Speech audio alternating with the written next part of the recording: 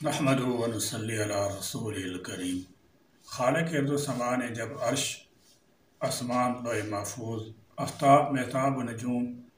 بہشت، جہنم، عالم برزخ، شجر، پہاڑ، سمندر، صحرا، ریگستان، دریا، جھیلیں، جھرنے، ندیاں، نالے، آبشار، پھل پھول، باغات، گلشن، چرند پرند، درندے، حیوانات، حشرات الارض، سمندر اور سمندری مخلوق، پہاڑی سلسلے، برفستان، آسمان کی ستاروں سے سجی چادر، جو ہیکل درخت، 18,000 جہاں، رنگوں، خوشبوؤں، لذت سے بھرپور پھل، عشق سے لبریز اس کائنات کو تخلیق کر چکا، تو چاہا کہ اب اپنی ذات کا اظہار کرے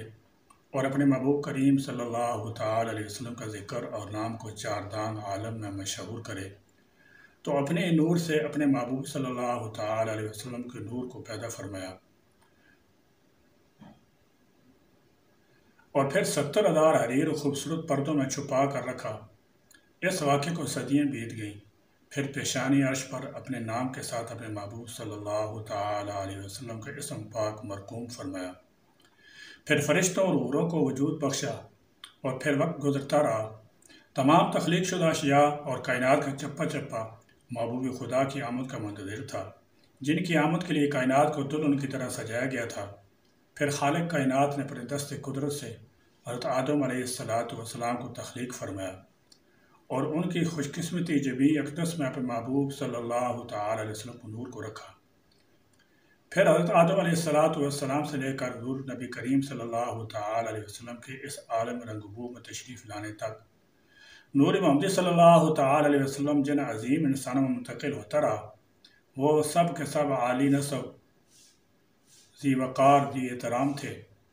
ان میں انبیاء اور رسل بھی تھے اور غیر نبی بھی، تمام کے تمام شرک الحاظ سے کوسوں دور تھے۔ ان کی زندگی کا ہر لمحہ گناہ سے پاک تھا، کیونکہ اللہ تعالیٰ جل شانہ پاک ہے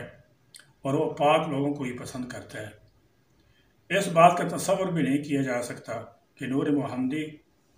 صلی اللہ علیہ وسلم ناپاکی کے قریب بھی گیا ہو۔ محبوب خدا نے خود فرمایا کہ میں نکاح سے ظاہر ہوا ہوں، ناجائز طریقے سے ظاہر نہیں ہوا۔ حضرت آدم علیہ السلام سے لے کر اس وقت تک جبکہ میرے والد اور والدہ نے مجھے جانا، مجھے زمانہ جاہلیت کی کسی غلط چیز نے نہیں چھوا۔ علماء کرام کی یہ رائے ہے کہ حضور نبی کریم صلی اللہ تعالی علیہ وسلم کی تمام آباء و امہات اپنے اعتقاد میں انبیاء علیہ السلام تمام بندوں سے چنے ہوئے تھے، قیامت پر یقین رکھتے تھے، اس کی باقی مخلوق سے بہتر ہوتے تھے، اس لیے ان کو ایسے عناصر سے چنا جاتا ہے جو اعلیٰ اور ہر عیب سے پاک ہوتے ہیں، تاکہ لوگ ان کے سامنے سر جھکا سکیں، غور سے ان کی باتیں سنیں، ان پر عمل کریں۔